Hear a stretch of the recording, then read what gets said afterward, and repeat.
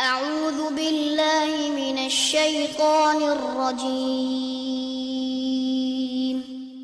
بسم الله الرحمن الرحيم الحمد للہ رب العالمین والصلاة والسلام علی نبینا محمد وعلی آلہ وصحبہ اجمعین اما بعد۔ آج ہم آغاز کریں گے سورہ انعام کی آیت نمبر 44 سے 44 سے۔ اللہ رب العزت اس آیت سے پہلی دو آیات میں تذکرہ کر رہے ہیں اس بات کا کہ ہم نے اے نبی علیہ الصلوۃ والسلام آپ سے پہلے جو اقوام تھیں، جو امتیں تھیں، ان کی طرف اپنے کئی رسول بھیجے، لیکن ان لوگوں نے اپنے رسولوں کی تکذیب کی، انہیں جھوٹا قرار دیا، ان کا مذاق اڑایا، ان پہ ایمان نہ لائے۔ تو ہم نے انہیں تنگ دستی میں مبتلا کیا، تکلیفوں میں مبتلا کیا۔ مقصد کیا تھا کہ وہ گڑ گڑائیں، اللہ کی طرف رجوع کریں۔ پتہ چلا کہ اللہ رب العزت کفار پہ، مشرکین پہ اور ان لوگوں پہ جو اللہ کی نافرمانی کرنے والے ہوں مختلف مصائب بھیجتے ہیں، مصیبتیں بھیجتے ہیں، آزمائشوں میں مبتلا کرتے ہیں تاکہ بندہ سنبھل جائے، اللہ سے توبہ کر لے، اللہ سے رجوع کر لے۔ فرمایا لیکن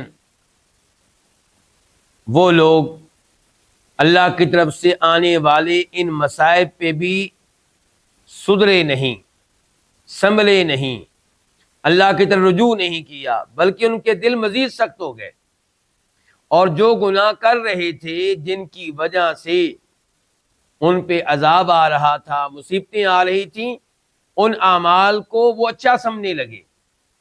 شیطان نے ان کے لیے ان اعمال کو خوشنما بنا دیا، بڑے مطمئن۔ آج بھی جب اللہ رب العزت کسی قوم کو کسی عذاب میں مبتلا کرتے ہیں، کسی آزمائش میں مبتلا کرتے ہیں، کوئی مصیبت آتی ہے، زلزلہ آتا ہے، سیلاب آتا ہے، تو علماء کرام لوگوں کو سمجھانے کی کوشش کرتے ہیں کہ سنبھل جاؤ، اللہ رب العزت نے تمہیں سنبھلنے کا موقع دیا ہے، اپنی طرف رجوع کرنے کا موقع دیا ہے، گڑ گڑانے کا موقع دیا ہے، توبہ کرنے کا موقع دیا ہے۔ لیکن آپ دیکھیں گے کہ کئی لوگ کیا کہتے ہیں، نہیں ایسی کوئی بات نہیں ہے، یہ ایک طبیعی بات ہے، یہ ایک سسٹم ہے آسمان و زمین کا، سیلاب آتے ہیں، زلزلے آتے ہیں، یعنی کہ وہ ان چیزوں کو موڑ دیتے ہیں سائنسی اسباب کی طرف، اور یہ نہیں سوچتے کہ سائنسی اسباب بھی اللہ کے ہاتھ میں ہیں۔ تو افسوس سے کہنا پڑتا ہے کہ جب بھی ایسی آزمائشیں آتی ہیں، ہم دیکھتے ہیں کہ مساجد کے نمازیوں میں کوئی اضافہ نہیں ہوتا، لوگوں کی عبادت میں، اللہ کی طرف رجوع کرنے میں کوئی اضافہ نہیں ہوتا۔ آج جن شہروں میں سیلاب آیا ہوا ہے، کیا ہم کوئی ایسے مناظر دیکھ رہے ہیں کہ لوگ اللہ سے توبہ کر رہے ہوں، اللہ کے سامنے رو رہے ہوں، گڑ گڑا رہے ہوں، اور کہہ رہے ہوں کہ یا اللہ یقیناً یہ آزمائش ہمارے گناہوں کی وجہ سے آئی ہے؟ روتے ہوئے لوگ نظر آئیں گے، ڈوبتے ہوئے لوگ نظر آئیں گے، حکمرانوں کو ملامت کرتے ہوئے لوگ نظر آئیں گے، لیکن ایسے لوگ آپ کو نظر نہیں آئیں گے جو اللہ کے سامنے گڑ گڑا رہے ہوں، اللہ سے دعائیں کر رہے ہوں، اور کہہ رہے ہوں کہ یا اللہ ہمیں ایک موقع دے، آئندہ ہم 5 وقت کی نمازیں پڑھیں گے، آئندہ ہم شرک نہیں کریں گے، آئندہ ہم مزاروں اور قبر والوں کے پاس آ کر انہیں سجدہ نہیں کریں گے، ان کے نام پہ بکرے ذبح نہیں کریں گے۔ ایسی کوئی چیز آپ کو نظر نہیں آئے گی۔ تو یہاں پہ اللہ نے یہ بیان کیا ہے کہ ہم نے تو ان پہ آزمائشیں بھیجیں تاکہ وہ توبہ کر لیں، لیکن وہ اپنے برے اعمال پہ مطمئن رہے۔ شیطان نے برے اعمال کو ان کے لیے مزین کر دیا، اور وہ شیطان کی باتوں میں آ گئے۔ اس کے بعد اللہ تعالیٰ فرماتے ہیں آیت نمبر 44 میں، فَلَمَّا نَسُوا مَا ذُكِّرُوا بِهِ، فَلَمَّا پس جب، نسو وہ بھول گئے، انہوں نے نظر انداز کر دیا، نسیہ کا معنی بھولنا ہوتا ہے، چھوڑ دینا ہوتا ہے، نظر انداز کر دینا ہوتا ہے. بس جب وہ بھول گئے ما اس چیز کو ذکروا بھی جس کے ساتھ انہیں نصیحت کی گئی، فتحنا یہ لمحہ کا جواب ہے، فتحنا تو ہم نے کھول دیے علیہم ان پہ ابواب دروازے کل شیء ہر چیز کے. ابواب جمع ہے کس کی؟ باب ان کی. حتیٰ یہاں تک کہ اذا جب فریحو وہ خوش ہو گئے بما ان چیزوں پہ جو اوتو ان کو دی گئی، اخذنا ہم نے پکڑ لیا ہم ان کو بغتتاً اچانک. فاذا پس فا کا معنی پس، اذا یہ فجائیہ ہے، اس کا معنی کیا ہوتا ہے؟ اچانک کا، یکا یک، ناگہاں.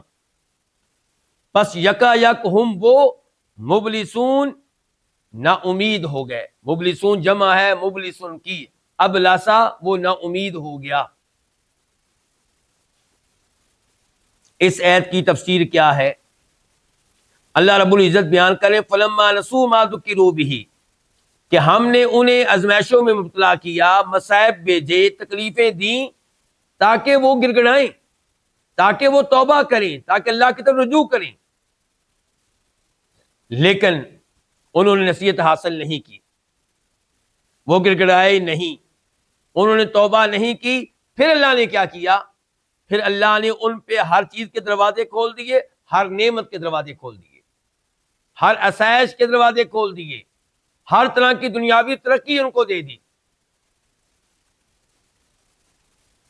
آج لوگ یورپی اقوام سے بہت متاثر ہیں اور سمجھتے ہیں کہ یہ کامیاب ترین لوگ ہیں. کیوں؟ کیونکہ دنیاوی لحاظ سے بہت آگے ہیں. لوگ آج کل یورپ کو جنت سمجھتے ہیں اور یورپی اقوام کو لوگ سمجھتے ہیں کہ شاید یہ اللہ کے پیارے ہیں، کامیاب لوگ ہیں، اللہ ان پہ راضی ہے، اسی لیے اللہ ان کو نعمتیں دے رہا ہے. اور جب ہم کہتے ہیں کہ آپ کے اوپر سیلاب آیا ہے آپ کے گناہوں کی وجہ سے، تو وہ کہتے ہیں کہ پھر سیلاب تو یورپ پہ آنا چاہیے تھا،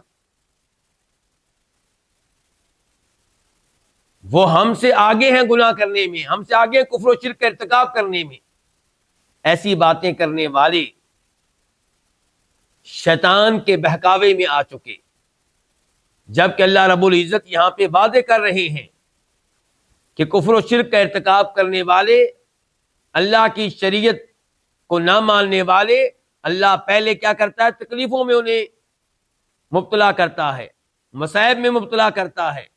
پھر اللہ تعالی ان پہ دنیاوی نعمتوں کے دروازے کھول دیتا ہے. اور یہ کیا ہوتا ہے؟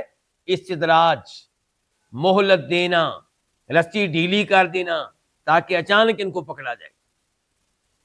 اس کو اللہ تعالیٰ کے راضی ہونے کی علامت نہ سمجھا جائے، بلکہ ہر وہ انسان جس کو اپنے بارے میں علم ہے کہ میں گناہوں کے اوپر گناہ کرتا چلا جا رہا ہوں اور میرا مال بڑھتا چلا جا رہا ہے، میری تجارت بڑھتی چلی جا رہی ہے، میری سیلری بڑھتی چلی جا رہی ہے، دنیا میں میرا مقام و مرتبہ بڑھتا چلا جا رہا ہے، تو وہ سمجھ جائے کہ اللہ رب العزت نے اس کی رسی ڈھیلی کر دی ہے.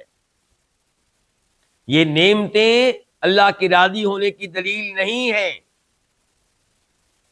بلکہ اس کو چاہیے کہ اللہ تعالیٰ سے رجوع کرے، توبہ کرے، اور جیسے جیسے نعمتیں بڑھیں ویسے ویسے اس کی طرف سے اللہ کی عبادت بڑھنی چاہیے، تلاوت بڑھنی چاہیے، نوافل بڑھنے چاہیے، صدقہ خیرات بڑھنا چاہیے، اور ویسے ویسے اس کو گناہوں سے پہلے کے مقابلے میں زیادہ دور رہنے کی کوشش کرنی چاہیے.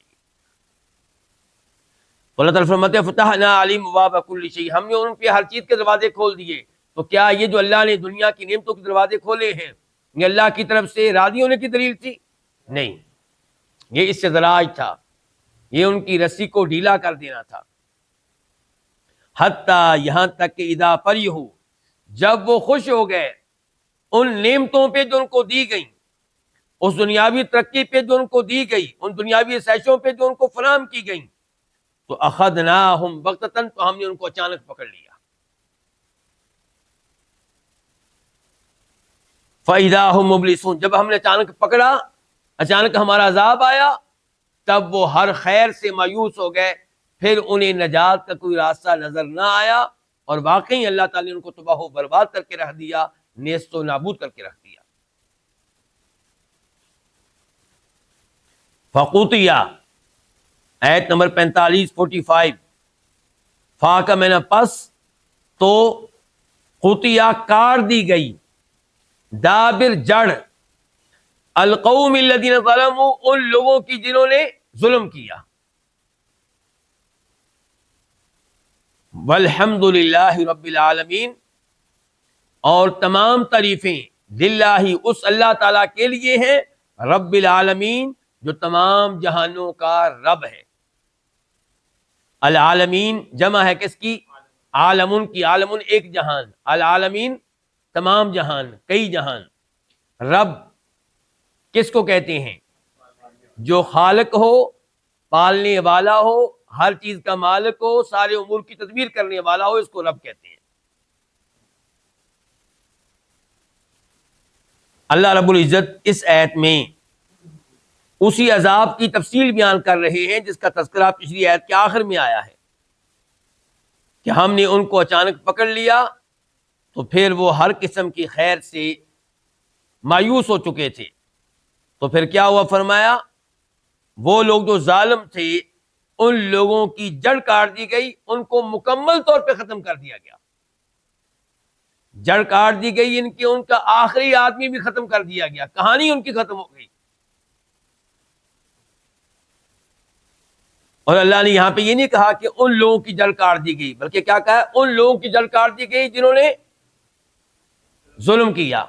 میں آپ کی توجہ چاہتا ہوں، لگتا ہے آپ لوگ سارے میرے ساتھ نہیں ہیں۔ یعنی کہ سیاق و سباق کا تقاضا یہ تھا، پچھلی آیت میں ان کا تذکرہ آ رہا تھا تو اللہ تعالیٰ اب یہاں پہ کہتے چنانچہ ان لوگوں کی جڑ کاٹ دی گئی۔ اللہ نے یہ نہیں کہا، اللہ نے کہا چنانچہ ان لوگوں کی جڑ کاٹ دی گئی جنہوں نے ظلم کیا۔ تو کیا مقصد ہے اس کا؟ مقصد یہ ہے کہ جڑ کیوں کاٹی گئی، عذاب کیوں آیا؟ ان کے ظلم کی وجہ سے۔ ظلم سے مراد کفر و شرک، ظلم سے مراد اپنے اوپر ظلم کرنا، تو ہر قسم کا ظلم اس میں آ گیا، بڑا ظلم بھی اور چھوٹا ظلم بھی۔ اور اس میں پیغام مل گیا مجھے اور آپ کو، پیغام مل گیا آج کل کے لوگوں کو کہ ان کی جڑ کاٹی گئی، ان پہ عذاب آیا ظلم کی وجہ سے، تم ظلم سے بچ جاؤ۔ اس کا مطلب یہ ہوگا کہ جو بھی ظلم کرے گا اس کا یہی انجام ہوگا۔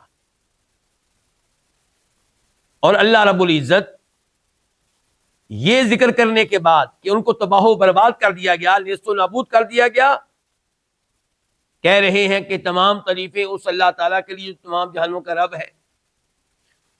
یہاں پہ اللہ تعالیٰ اپنی تعریف کیوں بیان کر رہے ہیں؟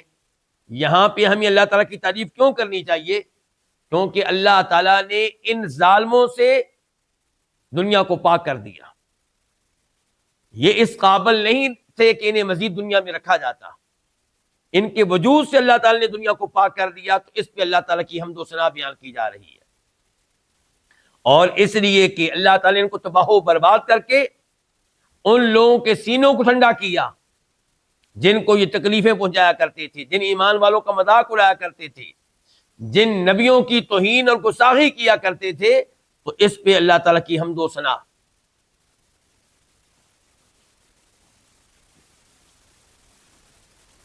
آیت نمبر 46 قل آپ کہہ دیں، ارأیتم تم مجھے بتاؤ، تم مجھے خبر دو، ان اگر اخذ اللہ اللہ تعالیٰ لے لے، مراد یہ کہ اللہ تعالیٰ چھین لے، سمعکم تمہاری سماعت، تمہاری قوت سماعت، تمہارے کان، وابصارکم اور تمہاری نگاہیں، تمہاری آنکھیں، ابصار جمع ہے کس کی؟ بصر ان کی، وختم اور مہر لگا دے، اور وہ مہر لگا دے کون؟ اللہ تعالیٰ، علی قلوبکم تمہارے دلوں پہ، قلوب جمع ہے قلب ان کی، من کون ہے، الہ معبود کون سا معبود ہے، غیر اللہ جو اللہ کے علاوہ ہو، غیر اللہ یہ صفت ہے کس کی؟ الہن کی، جو اللہ کے علاوہ ہو، یاتیکم بھی، جو لے کر آئے تمہارے پاس بھی اسے، یاتیکم یہ دوسری صفت ہے کس کی؟ لفظ الہ کی، یاتیکم بھی جو لے کر آئے تمہارے پاس بھی اسے، اسے کسے؟ اس چیز کو جس کو اللہ نے چھین لیا ہے۔ انظر تو دیکھ، آپ دیکھیں، کیفا کیسے، کس طرح، نصرفو ہم پھیر پھیر کر بیان کرتے ہیں، الآیاتی آیتیں، ثم پھر ہم وہ، یصفون اعراض کرتے ہیں، منہ موڑ لیتے ہیں۔ آئیے اس آیت کی تفسیر کی طرف۔ قل، اللہ رب العزت نے یہاں پہ نبی علیہ السلام سے کہا کہ قل آپ کہہ دیں۔ کس سے کہہ دیں؟ لوگوں سے کہہ دیں، مشرکین سے کہہ دیں، کفار سے کہہ دیں۔ ارأیتم مجھے یہ بات بتاؤ کہ اگر اللہ تعالی تمہارے کانوں کو واپس لے لے، چھین لے، تمہیں قوت سماعت سے، سننے کی صلاحیت سے محروم کر دے، تمہاری آنکھیں اللہ چھین لے، تمہیں دیکھنے کی صلاحیت سے اللہ تعالیٰ محروم کر دے، تمہارے دلوں پہ اللہ مہر لگا دے، سوچنے سمجھنے کی صلاحیت اللہ واپس لے لے، تو جن کی اللہ کے علاوہ عبادت کرتے ہو، کیا ان میں کوئی ایسا ہے جو تمہیں سننے کی صلاحیت دے دے، دیکھنے کی قوت دے دے، تمہارے دل میں سوچنے کی، غور و فکر کرنے کی صلاحیت دوبارہ سے پیدا کر دے؟ ایسا کوئی نہیں ہے۔ تو پھر یہ اللہ تعالیٰ جس نے تمہیں کان دیے ہیں، کانوں جیسی نعمت دی ہے، نگاہوں جیسی نعمت دی ہے، دل جیسی نعمت دی ہے، اس اللہ تعالیٰ کے کلام کو دھیان سے سنو۔ اللہ نے کان دیے ہیں، ان کانوں کے ذریعے اللہ کا کلام دھیان سے سنو۔ اللہ نے کئی نشانیاں تمہارے لیے رکھی ہیں، ان آنکھوں کے ذریعے ان نشانیوں کو دیکھو۔ اللہ نے دل دیے ہیں، دلوں کے ذریعے ان آیتوں پہ اور اللہ کے کلام پہ غور و فکر کرو، تاکہ تم حق تک پہنچ سکو، ایمان لاؤ، اسلام قبول کر لو، نبی علیہ السلام کا کلمہ پڑھ لو۔ ورنہ اس بات پہ غور کرو کہ جن جن کے اللہ کے علاوہ عبادت کرتے ہو، ان میں سے کوئی نہیں ہے جو تمہارے دلوں میں غور و فکر کرنے کی صلاحیت کو پیدا کر سکے، تمہیں بینائی دے سکے اور تمہیں قوت سماعت دے سکے۔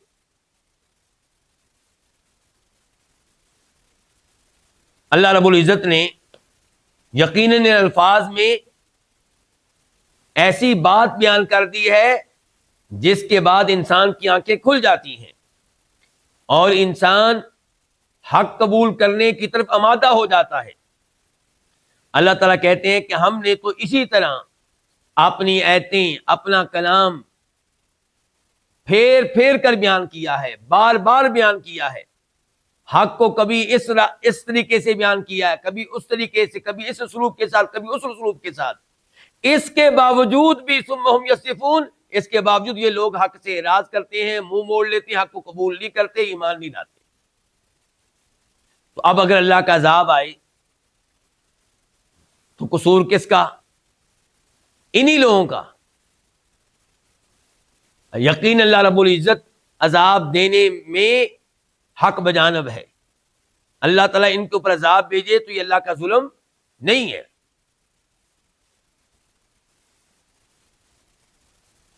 ایت نمبر 47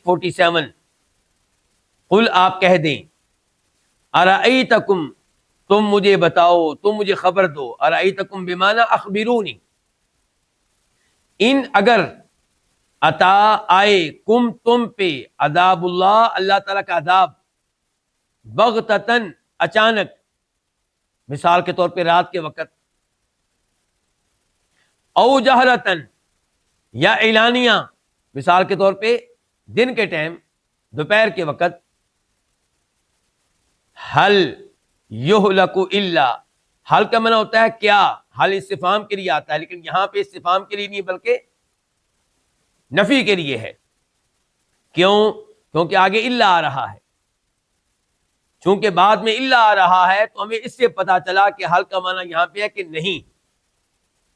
نہیں یہلکو ہلاک کیے جائیں گے، نہیں کوئی ہلاک کیا جائے گا الا مگر القوم الظالمون، ظالم لوگ، ظلم کرنے والے لوگ۔ اللہ رب العزت ارشاد فرماتے ہیں قل، اے نبی علیہ السلام آپ ان سے کہہ دیں، آپ ان تک اللہ کا یہ پیغام پہنچا دیں کہ مجھے یہ بتاؤ کہ اگر تمہارے اوپر اللہ کا عذاب آ جائے، اللہ کا عذاب آنے کی دو شکلیں ہو سکتی ہیں، یا تو اللہ تعالیٰ کا عذاب آئے اچانک، تم لوگ سوئے ہوئے ہو، اچانک اللہ کا عذاب آ گیا، یا دن کے ٹائم آئے، تم دیکھ رہے ہو کہ جیسے عذاب آنے والا ہے، آسمانوں پہ تمہیں بادل نظر آئے، ایسی علامات نظر آئیں جن سے محسوس ہوا کہ جیسے اللہ کا عذاب آنے والا ہے، تو کیا اس عذاب کے نتیجے میں اللہ کے نبی اور رسول ہلاک ہوں گے؟ کیا اس عذاب کے نتیجے میں اللہ کے رسولوں پہ ایمان لانے والے سچے مومن اور مسلمان ہلاک ہوں گے؟ نہیں، تمہیں ہلاک کیا جائے گا اور تمہیں کوئی بچا نہیں سکے گا۔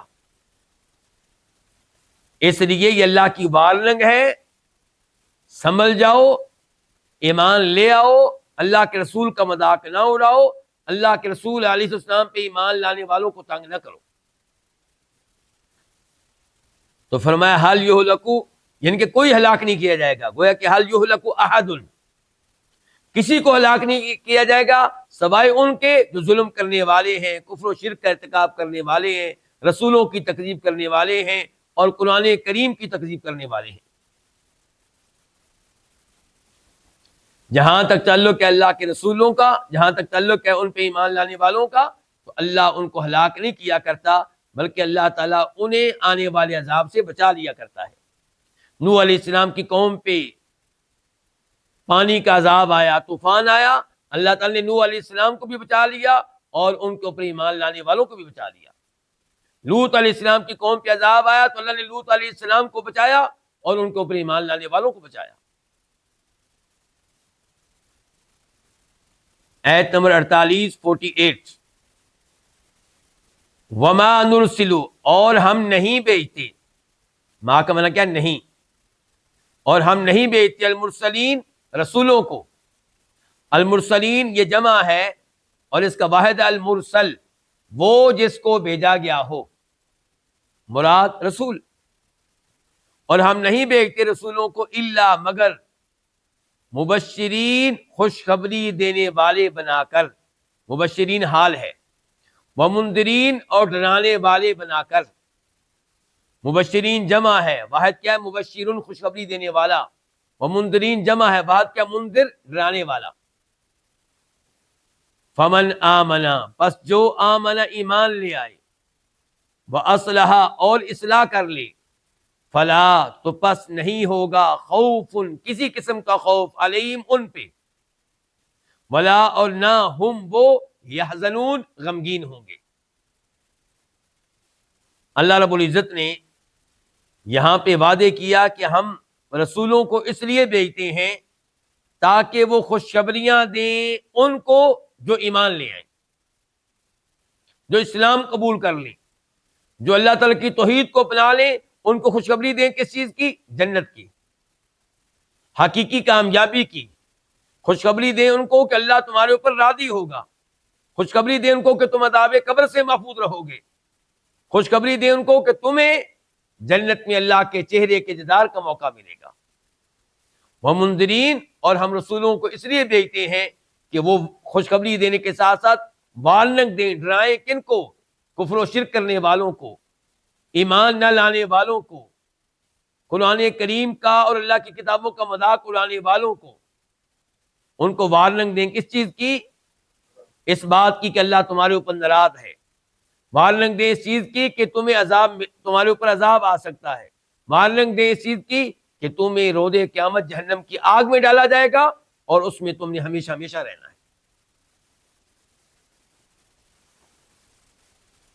اب رسول آتے ہیں، خوشخبری بھی دیتے ہیں، وارننگ بھی دیتے ہیں۔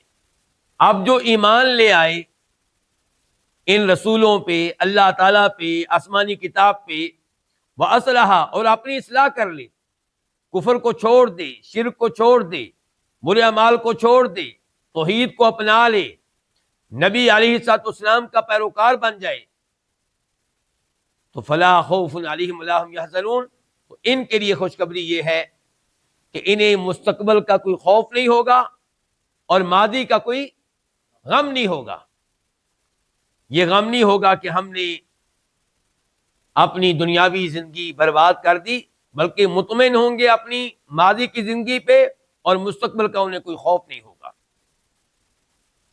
آیت نمبر 49 والذین کذبوا بآیاتنا، والذین اور وہ لوگ، کذبوا جنہوں نے تکذیب کی، جنہوں نے جھٹلایا، جنہوں نے جھوٹا قرار دیا، بآیاتنا ہماری آیتوں کو،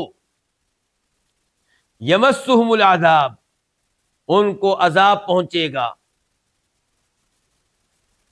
بما کانوا یفسقون باسببیہ اس وجہ سے کہ وہ فسق و فجور کیا کرتے تھے، اس وجہ سے کہ وہ نافرمانی کیا کرتے تھے۔ بما کی ماں، یہ ماں مصدریہ ہو جائے گا۔ اس آیت کی تفسیر کیا ہے؟ اس سے پہلی آیت میں اللہ نے بتایا کہ انبیاء کرام علیہ السلام آتے ہیں خوشخبری دینے کے لیے اور ڈرانے کے لیے۔ جو ایمان لے آئے اپنی اصلاح کرے، نیک اعمال بجا لائے، تو خوشخبری یہ ہے کہ انہیں نہ مستقبل کا خوف ہوگا نہ ماضی کا غم۔ اور اب اس آیت میں بتایا، آیت نمبر 49 میں 49 میں، کہ جو ان انبیاء کرام علیہ السلام کی تکذیب کرے، ان پہ نازل ہونے والے اللہ کے کلام کی تکذیب کرے، اللہ تعالیٰ کی آیتوں کی تکذیب کرے، تو یمسہم العذاب انہیں عذاب پہنچے گا۔ یہ عذاب دنیا میں بھی آ سکتا ہے، اور دنیا میں نہیں آئے گا تو آخرت میں تو پکا ہے۔ انہیں عذاب پہنچے گا، کیوں؟ بما کانوا یفسقون، اس لیے کہ وہ اللہ کی نافرمانی کیا کرتے تھے، اللہ کے رسولوں کی نافرمانی کیا کرتے تھے، اللہ تعالیٰ کی کتابوں میں آنے والے اللہ کے احکام کی نافرمانی کیا کرتے تھے۔ یہاں فسق سے مراد فسق اصغر نہیں بلکہ فسق اکبر ہے۔ آپ لوگ کہیں چلے جاتے ہیں میرے خیال میں، ورنہ جواب کو مشکل نہیں، جب میں نے کہہ دیا اصغر نہیں تو جواب تو آسان ہے، فسق اکبر ہے، لیکن نہیں آپ بولے۔ اس وجہ سے کہ وہ فسق کیا کرتے تھے، فسق فسق اکبر ہے یعنی کہ کفر۔ آیت نمبر 50 یعنی کہ 50، قل آپ کہہ دیں، تو کہہ دے، لا اقول میں نہیں کہتا، لکم تم سے، کیا نہیں کہتا؟ کہ عندی کہ میرے پاس ہیں خزائن اللہ، اللہ کے خزانے، ولا اعلم الغیبہ اور میں نہیں جانتا الغیبہ غیبی امور، غیبی چیزیں، ولا اقول لکم اور میں تم سے نہیں کہتا کہ انی ملک کہ بے شک میں ایک فرشتہ ہوں۔ ان نہیں، ان عام طور پہ کیا ہوتا ہے؟ شرطیہ، جس کا معنی ہم کیا کرتے ہیں؟ اگر، لیکن یہاں پہ ان کے بعد کیا آ رہا ہے؟ الا، تو یہ ان بھی شرطیہ کی بجائے کیا ہو گیا؟ نافیہ۔ نہیں اتبعو میں پیروی کرتا، الا مگر، ما اس چیز کی، یوہا جو وحی کی جاتی، الیہ میری طرف۔ الیہ یہ اصل میں کتنے الفاظ ہیں؟ 2۔ الا الگ ہے اور یا الگ ہے۔ الا کا معنی کیا ہوتا ہے؟ طرف، اور یا کا معنی میری، میں، تو الیہ میری طرف۔ قل تو کہہ دے، آپ کہہ دیں، حل کیا، یستوی برابر ہے، الاعمی اندھا، نابینا، والبصیر اور بینا دیکھنے والا، افلا تتفکرون پس کیا تم غور و فکر نہیں کرتے، پس کیا تم سوچ و بچار نہیں کرتے۔ اس آیت میں اللہ رب العزت نے ہمارے نبی علیہ الصلوۃ والسلام کو حکم دیا کہ آپ ان سے کہہ دیں کہ میں تم سے یہ نہیں کہتا کہ میرے پاس اللہ کے خزانے ہیں، تم مجھ سے طرح طرح کے مطالبے کرتے ہو، کبھی یہ مطالبہ کرتے ہو کہ مکہ کے پہاڑوں کو سونے کا بنا دیا جائے، کبھی تمہارا مجھ سے مطالبہ یہ ہے کہ اگر تم واقعی اللہ کے نبی اور رسول ہے تو تیرا گھر سونے کا ہونا چاہیے، او یکون لک بیت من زخرف، اور کبھی یہ مجھ سے مطالبہ کرتے ہو کہ آسمانوں پہ چڑھو، او ترقی فی السماء، اور وہاں سے کتاب لے کر آؤ ہمارے سامنے جس کتاب کو ہم پڑھ سکیں۔ کبھی کہتے ہو کہ مکہ کے پہاڑوں کے بیچ میں سے نہریں جاری کر دو، تو میں نے اپنے آپ کو اللہ کا رسول قرار دیا ہے، اللہ کا نبی قرار دیا ہے، میں نے اپنے آپ کو مشکل کشا، حاجت روا، مختار کل قرار نہیں دیا، میں نے اپنے آپ کو اللہ کا نمائندہ، نبی رسول قرار دیا ہے۔ میں نے یہ نہیں کہا کہ میں اللہ کے خزانوں کا مالک ہوں، وہ میرے ہاتھ میں ہے، میں نے تو ایسا کبھی دعویٰ ہی نہیں کیا، تو پھر تم مجھ سے ایسے مطالبے کیوں کرتے ہو؟ اور جب میں یہ مطالبے پورے نہیں کر پاتا تو اس کی وجہ سے میری تکذیب کیوں کرتے ہو؟ یہ الفاظ کیوں استعمال کرتے ہو کہ اگر یہ اللہ کا سچا نبی اور رسول ہوتا تو یہ ہمارے مطالبے پورے کرتا، اس کا گھر سونے کا ہوتا، یہ ہمارے سامنے آسمانوں سے کتاب لے کر نازل ہوتا، یہ مکہ کے پہاڑوں کے بیچ میں سے نہریں جاری کر دیتا۔ میں نے تو ایسا مطالبہ کیا ہی نہیں کہ میرے پاس اللہ کے خزانے ہیں، میں تمہاری طرح کا ایک بشر ہوں، لیکن شان کے لحاظ سے، مقام کے لحاظ سے تم میری شان اور مقام کو نہیں پا سکتے، کیونکہ مجھے اللہ نے رسول بنا دیا، میرے اوپر وہی نازل ہوتی ہے۔ لیکن اس کا مطلب یہ نہیں ہے کہ میرے پاس اللہ کے خزانے اللہ کے ہاتھ میں ہیں۔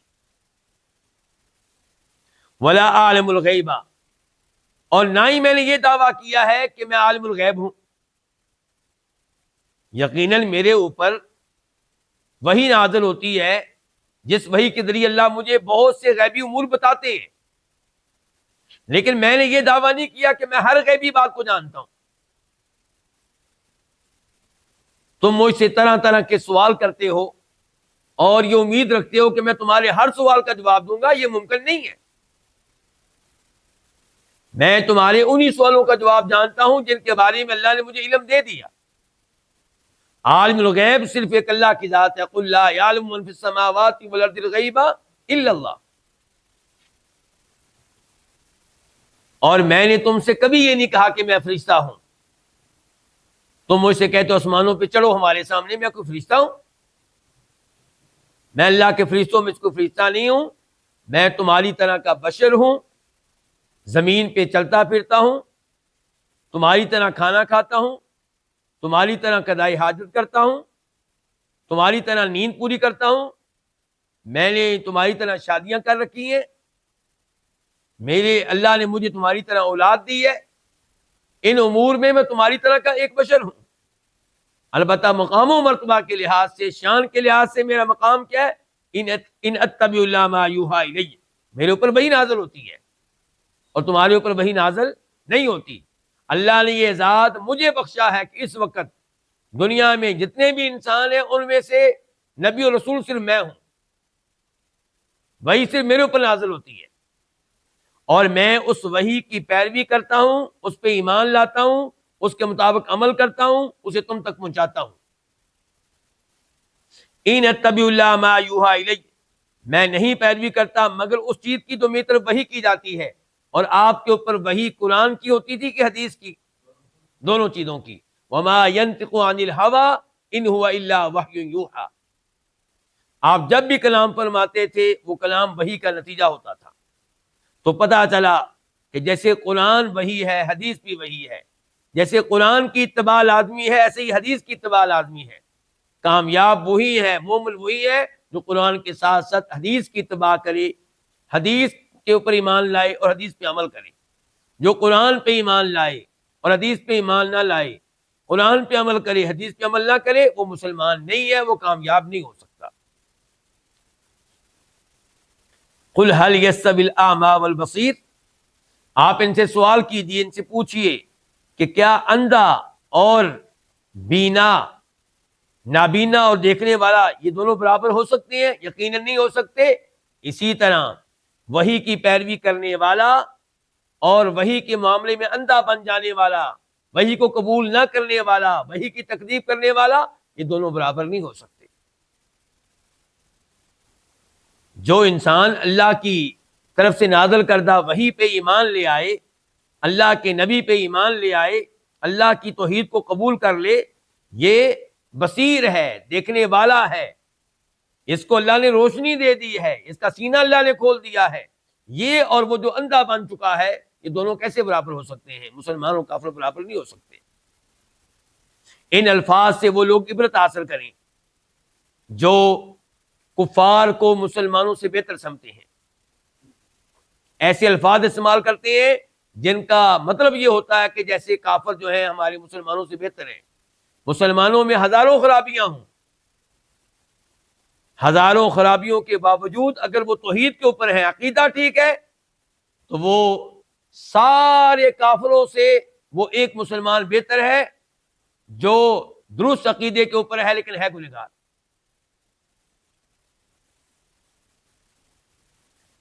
افلا تتفکرون، پس کیا تم ان باتوں پہ غور و فکر نہیں کرتے؟ اگر صحیح معنوں میں غور و فکر کرو گے تو تمہیں ہدایت مل جائے گی، حق نظر آئے گا، اور پھر تم ایمان لے آؤ گے۔ آیت نمبر 50، آیت نمبر 51، 51، وَأَنذِرْ، اور آپ ڈرائیے۔ اللہ نے کیا کہا تھا؟ رسول کس لیے آتے ہیں؟ خوشخبری دینے والے بن کر اور ڈرانے والے بن کر، اور یہاں سے اللہ نے ڈرانے کا حکم دے دیا۔ وَأَنذِرْ، اور آپ ڈرائیے، بِهِ، اس کے ساتھ، کس کے ساتھ؟ قرآن کریم کے ساتھ، اس وحی کے ساتھ۔ وَأَنذِرْ، اور آپ ڈرائیے، بِهِ، اس وحی کے ساتھ، اس قرآن کے ساتھ، الَّذِينَ، ان لوگوں کو، یخافون، جو ڈرتے ہیں۔ کس بات سے ڈرتے ہیں؟ ان یحشروا الی ربہم، ڈرتے ہیں اس بات سے کہ انہیں جمع کر کے لے جایا جائے گا الی ربہم، ان کے رب کی طرف۔ لیس لہم من دونہ ولی ولا شفیع، اس حال میں کہ جملہ حالیہ ہے لیسا، اس حال میں کہ نہیں ہوگا لہم، ان کے لیے، من دونہ، اس کے علاوہ، اللہ کے علاوہ، ولی، کسی قسم کا کوئی دوست، ولا شفیع، اور نہ ہی کسی قسم کا کوئی سفارشی، شفاعت کرنے والا۔ لعلہم یتقون، لعلہم کا تعلق کس سے؟ انذر سے۔ کیوں ڈرائیے؟ لعلہم، تاکہ وہ، یتقون، بچ جائیں، تاکہ وہ متقی بن جائیں، تاکہ وہ پرہیزگار بن جائیں۔ وَأَنذِرْ، اور آپ ڈرائیے۔ اللہ رب العزت نے یہاں پہ آپ علیہ الصلوۃ والسلام کو حکم دیا کہ آپ قرآن کریم کے ذریعے ڈرائیے، تبلیغ کیجیے۔ یہاں پہ جن کو ڈرانے کا حکم ملا وہ کون ہے؟ مسلمان۔ لیکن مسلمان ہو جانے کے باوجود نافرمانیاں کرنے والے، کبیرہ گناہوں کا ارتکاب کرنے والے، فرمایا ان کو ڈرائیے۔ اور یہ حکم جو اللہ کے نبی کو ملا ہے علیہ الصلوۃ والسلام، یہ حکم میرے لیے بھی ہے، آپ کے لیے بھی ہے۔ یہ ذمہ داری میری بھی ہے اور آپ کی بھی ہے کہ ہم قرآن و حدیث کے ذریعے لوگوں کو تبلیغ کرتے رہیں، لوگوں کو وارننگ دیتے رہیں، لوگوں کو ڈراتے رہیں، خصوصاً ان لوگوں کو جو وارننگ سے اثر قبول کرتے ہیں، جو ڈرنے والے ہیں، جو نصیحت قبول کرنے والے ہیں۔ ڈرانا دونوں کو ہے، لیکن ان کو ڈرانے کا فائدہ ہے۔ یہ ڈرتے ہیں کس چیز سے؟ آخرت کے دن سے۔ ان کو ڈر لگتا ہے اس بات سے کہ ہمیں ایک دن اللہ کے سامنے کھڑا کیا جائے گا، ہمارا حساب ہوگا، اللہ پوچھے گا تو ہم کیا جواب دیں گے۔ پتہ چلا عقیدہ آخرت انسان کو بہت سی برائیوں سے بچا لیتا ہے، بہت سے گناہوں سے بچا لیتا ہے۔ تو اس لیے لوگوں میں بار بار گفتگو کرنی چاہیے، کس کے بارے میں؟ عذاب قبر کے بارے میں، عذاب جہنم کے بارے میں، جنت کی نعمتوں کے بارے میں، اور آخرت میں جو کچھ ہوگا اس سب کے بارے میں، تاکہ لوگ ڈرتے رہیں اور گناہوں سے بچتے رہیں اور نیک اعمال کی ترغیب انہیں ملتی رہے۔ تو فرمایا اللہ تعالی نے آپ اس قرآن کریم کے ذریعے ڈرائیے ان لوگوں کو جو ڈرتے ہیں اس بات سے کہ انہیں ان کے رب کی طرف اکٹھا کر کے لے جایا جائے گا۔ جب لے جایا جائے گا تب صورتحال کیا ہوگی؟ صورتحال یہ ہوگی کہ اللہ کے علاوہ ان کے کام آنے والا، ان کی مدد کرنے والا کوئی ان کا دوست نہیں ہوگا، اور نہ ہی کوئی ایسا ہوگا جو ان کے حق میں شفاعت کر سکے۔ تو کیا اہل ایمان کی شفاعت کرنے والا کوئی نہیں ہوگا؟ اہل ایمان کے حق میں شفاعت ہوگی، لیکن تب ہوگی جب اللہ چاہے گا، اور شفاعت وہ کرے گا جس کو اللہ اجازت دیں گے، اور شفاعت اسی کے حق میں ہوگی جس کے حق میں اللہ تعالیٰ شفاعت کرنے کی اجازت دیں گے۔ یا اللہ ان کو ڈرانے کا فائدہ کیا ہے؟ فرمایا لعلہم یتقون، تاکہ یہ متقی بن جائیں، تاکہ یہ بچ جائیں کس سے؟ اللہ کے عذاب سے، تاکہ بچ جائیں گناہوں سے، تاکہ بچ جائیں اللہ کی نافرمانی سے، تاکہ بچ جائیں جہنم کے عذاب سے۔ آیت نمبر 52 وَلَا تَطْرُدْ، اور آپ دور نہ کریں، آپ نہ دھتکاریں، آپ نہ ہٹائیں، الذین، ان لوگوں کو، یدعون، جو پکارتے ہیں، ربہم، اپنے رب کو، بالغداتی، صبح میں، والعشی، اور پچھلے پہر میں، شام میں، یریدون، یہ حال ہے، اس حال میں کہ وہ چاہتے ہیں، وہ ارادہ رکھتے ہیں، وجہو، اس کے چہرے کا، کس کے چہرے کا؟ اپنے رب کے چہرے کا، ما، نہیں ہے، علیکا، آپ پہ، من حسابہم من شیء، ان کے حساب میں سے کچھ بھی، من شیء، یہ من زائدہ ہے، کچھ بھی، وما، اور نہیں ہے، من حسابی کا، آپ کے حساب میں سے، علیہم، ان پہ، من شیء، کچھ بھی، فتطردہم، کہ آپ ان کو دور کریں، کہ آپ ان کو دور ہٹائیں، کہ آپ ان کو دھتکاریں، فتکون، تو آپ ہو جائیں، من الظالمین، ظالموں میں سے۔ اس آیت کی تفسیر کرنے سے پہلے اس آیت کا سبب نزول، شان نزول آپ کے سامنے رکھنا چاہوں گا۔ امام مسلم رحمہ اللہ روایت کرتے ہیں جناب سعد بن ابی وقاص رضی اللہ تعالیٰ عنہ سے کہ ہم 6 لوگ نبی علیہ الصلوۃ والسلام کے پاس بیٹھے ہوئے تھے کہ آپ کے پاس کفار آئے، مشرکین آئے، اور انہوں نے آپ سے مطالبہ کیا، آپ سے تقاضا کیا کہ آپ ان 6 لوگوں کو یہاں سے نکال دیں، ان کو اس مجلس سے دور کر دیں، تاکہ ہم آپ کے پاس بیٹھ سکیں، آپ سے گفتگو کر سکیں۔ یہ 6 لوگ کون تھے؟ ایک تو اس حدیث کے راوی ہو گئے، کون؟ سعد بن ابی وقاص۔ آپ لوگ میرے ساتھ نہیں ہوتے جب بھی میں چیک کرتا ہوں، تو یہ کون تھے؟ سعد بن ابی وقاص۔ دوسرے نمبر پہ عبداللہ بن مسعود رضی اللہ تعالیٰ عنہ، تیسرے نمبر پہ جناب بلال رضی اللہ تعالیٰ عنہ، اور جو دیگر ہیں ان کا نام ذکر نہیں کیا جناب سعد بن ابی وقاص نے۔ تو نبی علیہ الصلوۃ والسلام نے ان کا مطالبہ سن کر اپنے دل میں سوچا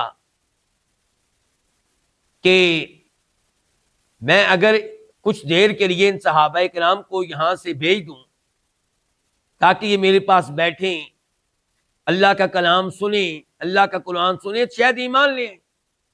آپ ہمیشہ حرص رکھتے تھے اس بات کی کہ لوگ ایمان لے آئیں، اللہ کے عذاب سے بچ جائیں، جنت میں جانے والے بن جائیں۔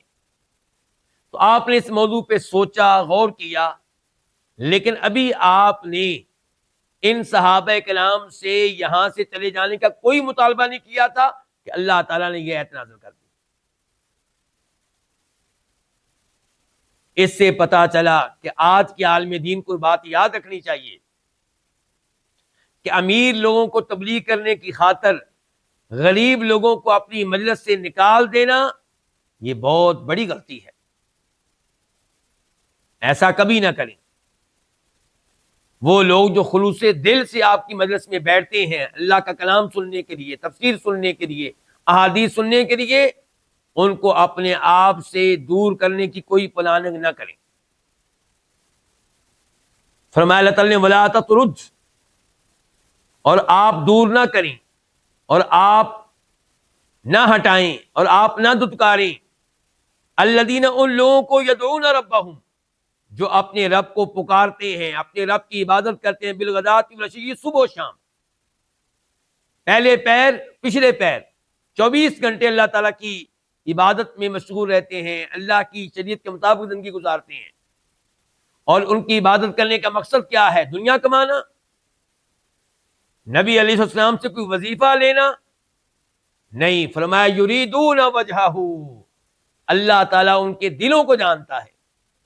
فرمایا وہ میری عبادت اس لیے کرتے ہیں، مجھ سے دعائیں اس لیے کرتے ہیں تاکہ مجھے راضی کر سکیں،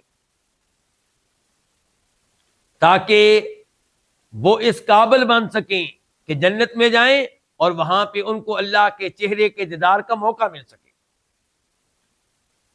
وہ اللہ کی عبادت دنیا کمانے کے لیے نہیں کرتے۔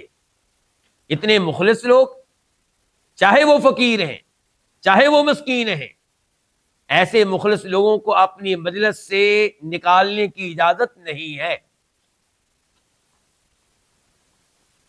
ما علیک من حسابہم من شیء، آپ انہیں کیوں نکالیں جبکہ آپ کے ذمے ان کے حساب میں سے کچھ بھی نہیں ہے؟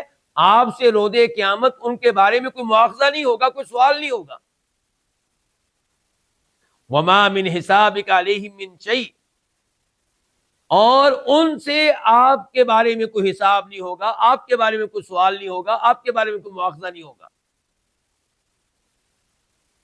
فتطردہم، جب صورتحال یہ ہے کہ ان کا آپ کی مجلس میں بیٹھنا آپ کے لیے نقصان دہ نہیں ہے، آپ کے لیے خطرہ نہیں ہے، آپ کو ان کی وجہ سے روز قیامت کسی سوال کا سامنا نہیں کرنا پڑے گا، تو آپ ان کو کیوں دور کریں اپنے آپ سے؟ آپ ان کو کیوں دھتکاریں؟ اگر آپ ایسا کریں گے فتکون من الظالمین، تو آپ ہو جائیں گے کن میں سے؟ ظالموں میں سے۔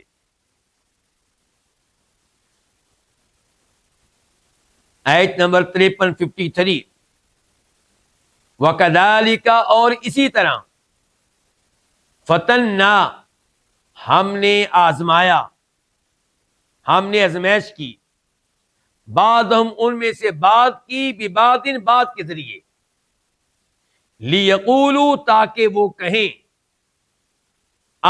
کیا، ہؤلاء، یہی ہے وہ، من اللہ علیہم، جن پہ اللہ نے احسان کیا ہے، مننا، احسان کیا ہے، من بیننا، ہمارے درمیان میں سے، ہمارے بیچ میں سے، کیا، لیس اللہ، نہیں ہے اللہ تعالی، بِأَعْلَمَ، خوب جاننے والا، اچھی طرح جاننے والا، بالشاکرین، شکر کرنے والوں کو۔ اللہ رب العزت اس آیت میں وعدے کر رہے ہیں کہ ہم نے اسی طرح ان میں سے بعض کو بعض کے ذریعے آزمایا ہے۔ اللہ رب العزت نے بلال حبشی جیسے لوگوں کو، عمار بن یاسر جیسے لوگوں کو، عبداللہ بن مسعود جیسے لوگوں کو، جن کو اس معاشرے میں حقیر سمجھا جاتا تھا، فقیر سمجھا جاتا تھا، ان کو اللہ نے سب سے بڑی دولت دے دی۔ وہ کیا؟ ایمان۔ اب یہ لوگ جو اپنے آپ کو ان سے افضل سمجھتے تھے، ان کے مقابلے میں اپنے آپ کو معزز سمجھتے تھے، ان کے مقابلے میں اپنے آپ کو مالدار جانتے تھے، انہوں نے کہا کہ اگر یہ دین جو محمد لے کر آیا ہے علیہ الصلوۃ والسلام سچا ہوتا، درست ہوتا، تو اللہ تعالی سب سے پہلے یہ انعام ہمارے اوپر کرتے۔ معزز لوگ ہم ہیں، عظیم لوگ ہم ہیں، اگر یہ دین سچا ہوتا، حق ہوتا، تو اس کی علامت کیا ہوتی کہ اللہ تعالیٰ سب سے پہلے ایمان لانے کی توفیق ہمیں دیتا۔ لیکن ہم تو ایمان نہیں لائے، ہم نے اس دین کو قبول نہیں کیا۔ قبول کرنے والے کون؟ ہمارے معاشرے کے نکمے ترین لوگ، ذلیل ترین لوگ، حقیر ترین لوگ، بلال جیسے لوگ، عمار بن یاسر جیسے لوگ، عبداللہ بن مسعود جیسے لوگ۔ کیا وہ دین سچا ہو سکتا ہے جس کو ہم نے قبول نہیں کیا اور ان جیسے حقیر قسم کے لوگوں نے قبول کر لیا ہے؟ تو جناب عبداللہ بن مسعود، جناب بلال، عمار بن یاسر جیسے عظیم صحابہ کرام، لیکن جو فقیر تھے، ان کا ایمان لانا، ایمان لانے میں ان سے آگے نکل جانا، ان کے ذریعے آزمائش بن گیا۔ ان کے ذریعے کیا بن گیا؟ آزمائش بن گیا۔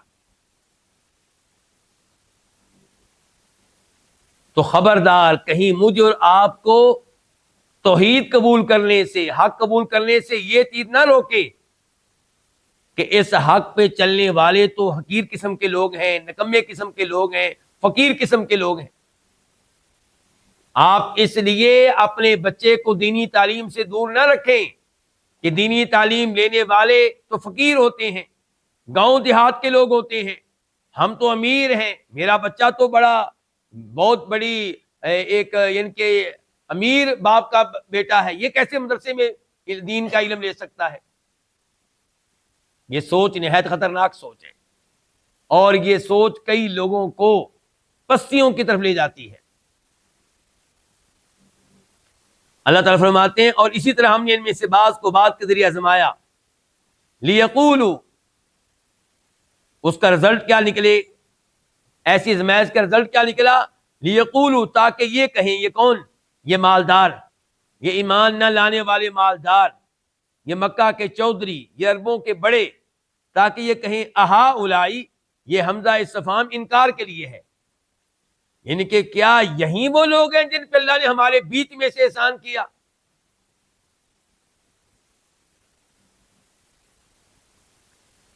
علیہ اللہ بعالم شاکرین، اللہ تعالیٰ نے جواب دیا ان کے اس اعتراض کا، ان کی اس بیوقوفی کا، ان کے اس غلط جملے کا، کہ کیا اللہ تم سے پوچھ کر کسی کو ایمان لانے کی توفیق دے گا؟ اللہ لوگوں کے دلوں کو جانتا ہے، اللہ تعالیٰ کو پتا ہے اپنے شکر گزار بندوں کا۔ اللہ نے سب سے پہلے ایمان لانے کی توفیق ان کو دی جو اس لائق تھے۔ یہاں سے یہ بھی پتا چلا کہ اگر کسی غریب گھرانے کا بچہ عالم دین بن جائے، حافظ قرآن بن جائے، بہت بڑا قاری بن جائے، تو اس کو حقیر نہ جانے۔ یہ لفظ آپ کے منہ سے کبھی نہ نکلے کہ یہ اس لائق نہیں تھا کہ ہماری مسجد میں مصلی امامت پہ یہ کھڑا اور ہم اس کے پیچھے کھڑے ہوں، مجبوراً کھڑے ہو رہے، دل نہیں مانتا۔ یہ تکبر کی علامت ہے یہ سوچ۔ یقین رکھیں کہ جس بچے کو اللہ نے قرآن کا حافظ بنا دیا، عالم دین بنا دیا، وہ اللہ رب العزت کی طرف سے اس نعمت کے لائق تھا۔ علیہ اللہ بعالم بالشاکرین، کیا اللہ تعالیٰ اچھی طرح نہیں جاننے والا ان کو جو اللہ کا شکر ادا کرنے والے ہیں؟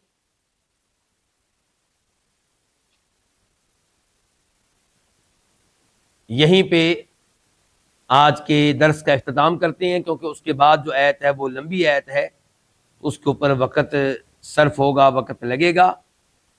اللہ رب العزت سے توفیق مانگتے ہیں کہ اللہ تعالیٰ ہمیں قرآن و حدیث پہ غور کرنے کی، سمجھنے کی اور عمل پیرا ہونے کی توفیق بخشے۔ وآخر دعوانا الحمدللہ رب العالمین۔